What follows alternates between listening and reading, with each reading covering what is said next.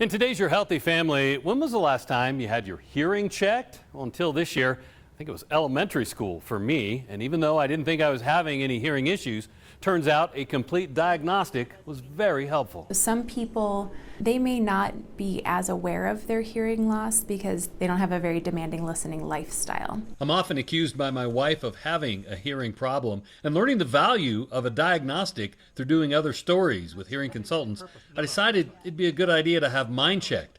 The first surprise was it was covered by my insurance. It was simple and only took about 45 minutes. Iceberg. Daybreak. A full diagnostic does more than check how well you are hearing, but also how well you're processing what you hear. When we have you repeat words after a recording, that evaluates the health of your auditory nerve. Indicating when I heard soft tones was a bit challenging, and it made me wonder if I was beginning to lose my hearing.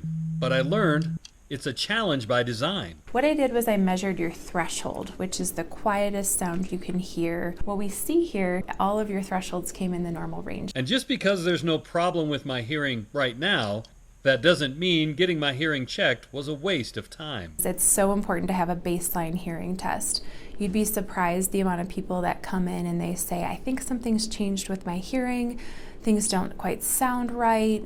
People are saying that I have to ask them to repeat things more often, and I don't have anything to compare it to. And in between now and my next diagnostic, there's some things I can work on. What you can do moving forward is just continue to protect your hearing when you're around excessive noise levels.